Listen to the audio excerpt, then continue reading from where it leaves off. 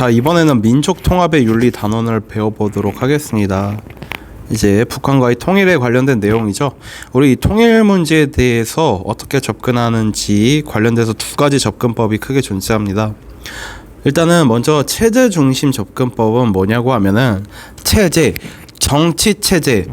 일단은 먼저 신속한 정치적 결단을 통한 정치 체제의 통합이 우선 되어야 한다라는 겁니다. 정치적 영역에서의 통합, 타결이 이루어질 때 그때 다른 여러 가지 분야, 사회, 경제, 문화 여러 가지 분야의 문제들도 해결될 수 있다. 일단은 신속한 정치적 결단, 정치 체제 통합이 우선적으로 필요하다라고 보는 이 급진적 방식에 의한 통합 방식이 체제 중심적 접근법이고요. 자, 그 다음에 사회문화 중심 접근법은 뭐냐면 이산가족 상봉이나 스포츠 교류 등 사회, 경제, 문화 여러 분야의 비정치적 영역에서부터 교류 협력을 시작하여 천천히 단계적으로 확대해 나가야 한다는 입장을 얘기합니다.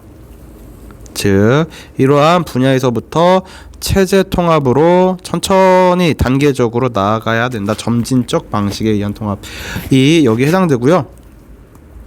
자, 통일과 관련돼서 하나 얘기를 드릴 게 있습니다. 뭐냐면 여러분 예전에 서독, 우리나라 같이 자본주의, 동독, 사회주의, 그러니까 이렇게 서독과 동독, 베를린 장변을 기준으로 나뉘는데요. 1인당 GDP 차이가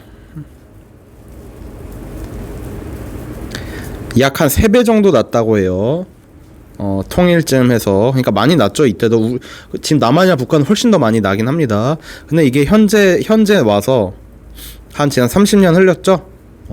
한 70에서 80% 이상 밖에 차이가 안 난다, 따라왔다라고 합니다. 서독을 기준으로 동독이 굉장히 많이 따라왔다. 그리고 서독과 동독과 관련돼서 먼저 이렇게 서독을 기준, 우리 한국 자본주의를 기준으로 서독이 이렇게 발전되어 오다가 통일 이후에 여러 가지 비용들이 들겠죠. 살짝 이렇게 나왔다가 다시금해서 쭉 올라와서 지금은 어떻게 됐냐면 현재는 독일이 세계 4위에 유럽 1위의 그 GDP를 자랑하죠.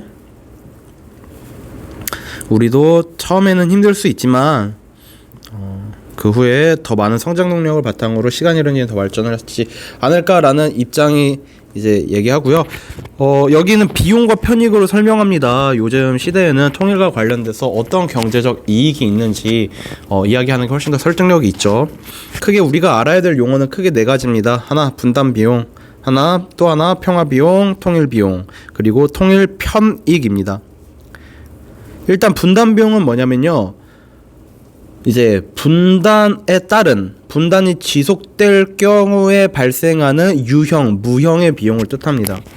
유형의 비용이야. 지금 우리도 알죠. 군대 얼마나 군인들에 들어가는 비용, 무기에 들어가는 비용 얼마나 많습니다. 국방비, 외교비 이런 게 많이 들어가는데 무형의 비용은 또 여러 가지 공포, 고통, 그 다음에 우리 한반도가 지금 섬이 돼 버렸죠. 우리 대한민국이. 이런 건 분단이 지속될 경우 그냥 소모적 비용에 불과하다. 계속 그냥 잃어버리는 비용입니다. 그리고 평화 비용은 뭐냐면 일단 통일 이전에 한반도 평화 정착을 위한 어떤 투자 성격의 비용인데 관련된 예시가 인도적 지원, 북한은 어떤 경제 위기, 위기가 발생했다, 인도주의적 어떤 좀 그래도 인간 존엄성의 차원에서 이렇게 지원을 해주는 거, 그 다음에 여러 가지 사회문화 교류 비용 이런 것들이 다 평화 비용이라고 할 수 있는데 핵심은 뭐다? 서로 이렇게 평화 비용을 통해 친해지면요 전쟁에 대한 공포, 갈등 이런 것들이 적어지니까 분담 비용이 감소하겠죠. 그리고 통일 비용도 감소합니다. 통일 비용 감소한다고 통일 비용이 뭔데? 통일 이후에 남과 북이 통일됐어요.